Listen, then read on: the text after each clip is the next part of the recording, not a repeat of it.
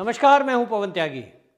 बांग्लादेश से आए हुए अवैध रोहिंग्याओं को उनके देश वापस करने के लिए गृह मंत्री अमित शाह ने आदेश दिया है और जैसे ही ये कार्रवाई शुरू हुई है, जम्मू और कश्मीर में डिटेंशन सेंटर बनाकर उनकी पहचान की जा रही है। और आपको बताएं कि लगभग अभी तक 150 परिवार ऐसे हैं जिनकी ये पहचान हुई है कि वो अवैध पासपोर्ट, अवैध रूप से वो आधार कार्ड, फर्जी वोटर कार्ड, इन सब के जरिए वो जम्मू और कश्मीर में रह रहे थे। और इतना ही नहीं, अपराधों में लिप्त थे और सेना की जासूसी में भी इनमें से कुछ लोग लगे हुए थे। दिल्ली के अंदर जो रोहिंग्या पकड़े गए, उनके पास फर्जी पासपोर्ट बरामद हुआ, जो कि एक बहुत बड़ा अपराध है।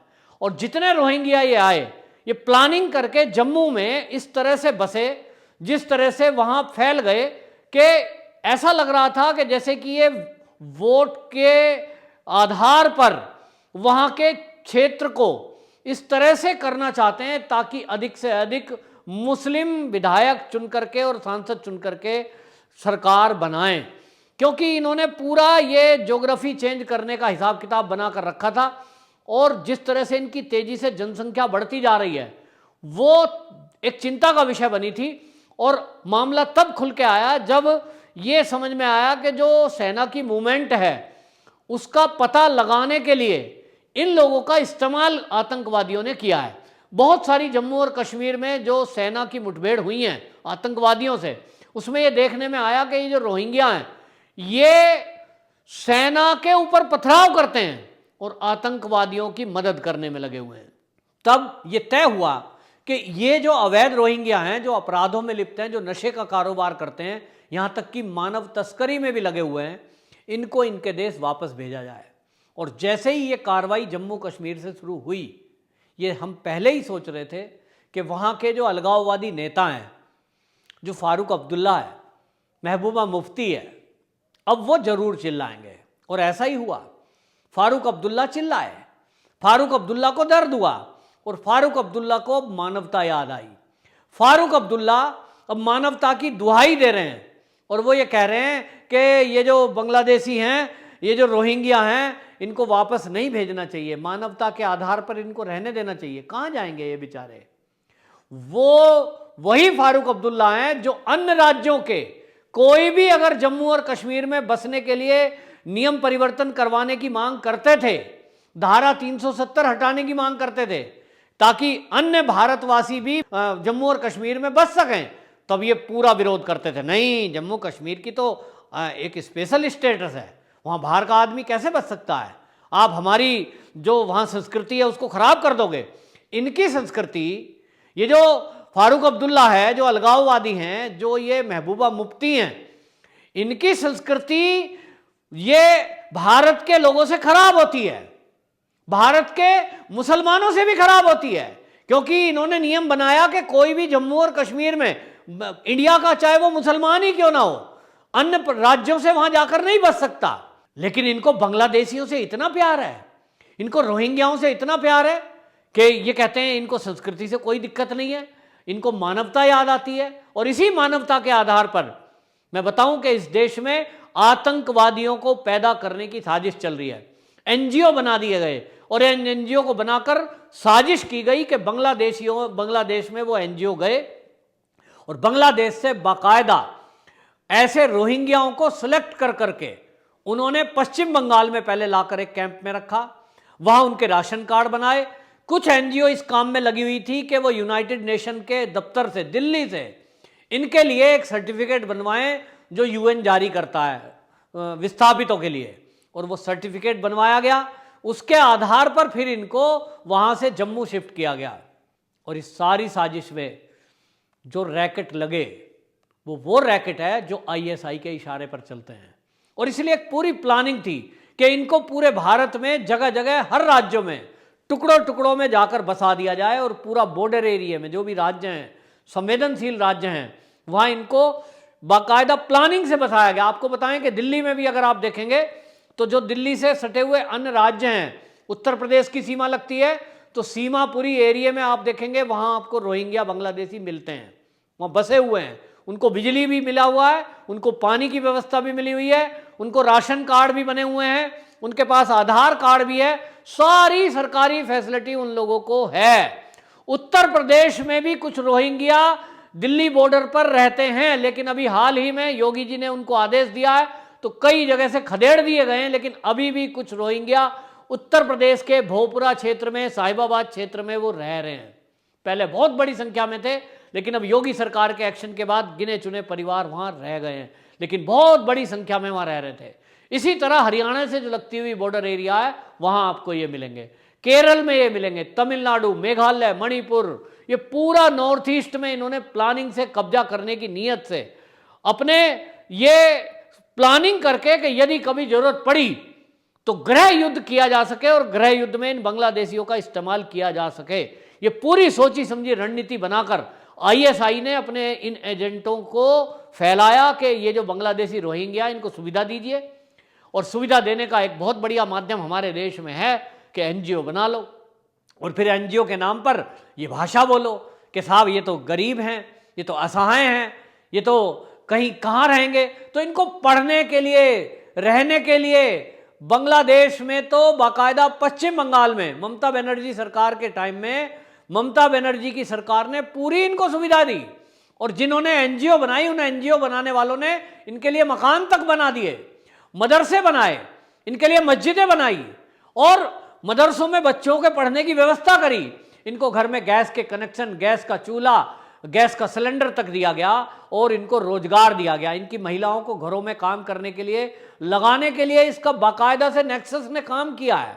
इनकी महिलाओं को हिंदू वेश पहनाया गया, जो इनका परंपरागत वेश है उसमें थोड़ा चेंज किया। ये साड़ी पहनते हैं पश्चिम बंगाल में और बंगाल में, वो साड़ी को बदलकर सूट सलवार, मांग भरना सिखाया गया, मंगलसूत्र इनके नाम चेंज किए गए, यहां तक कि फर्जी आधार कार्ड बनाए गए और हिंदू नाम से इनको कॉलोनियों में घर में काम करने के लिए भेजा गया। और प्लानिंग ये रहती थी कि ये घर की खबर लाएंगे और फिर इनके पतिदेव जो हैं, जो इनका परिवार है, वो बाद में जाकर हमला करेगा या लूटपाट कर लेगा। और इस तरह से पूरा ये नेक्सस काम कर रहा था। इसकी जब जांच हुई, जब पता चला, गृह मंत्रालय हरकत में आया और आज फारूक अब्दुल्ला जैसे लोग इनके लिए रो रहे हैं, इनको कह रहे हैं मानवता के आधार पर रहने दो। फारूक अब्दुल्ला जी, आप मुझे बताइए कि जब जम्मू और कश्मीर के मूल निवासी जो कश्मीरी पंडित हैं, जब उनको रातों रात भागने के लिए कहा गया, जब बहू बेटियों की इज्जत लूटी गई, आपकी मानवता नहीं जागी? किसी की मानवता नहीं जागी। ना महबूबा मुफ्ती रोई, ना फारूक अब्दुल्ला रोया, ना सोनिया गांधी रोई, इनको किसी के आंसू नहीं आए। उस समय केवल और केवल उनके पक्ष में एक भाजपा थी जो उनके लिए कह रही थी कि भाई इनका भी कुछ अरेंजमेंट करो। हालांकि वो आज भी दयनीय स्थिति में हैं। और आपको बताएं कि पाकिस्तान से बहुत सारे दलित हिंदू, याद रखना जी, ये दलित हिंदू आज भी दिल्ली में टेंट में रहने को मजबूर हैं। वो आए हुए हैं, यहां रह रहे हैं, लेकिन ना दिल्ली सरकार उनको कोई मदद कर रही है, ना कांग्रेस का कोई नुमाइंदा वहां जाकर उनकी खैर खबर लेता है।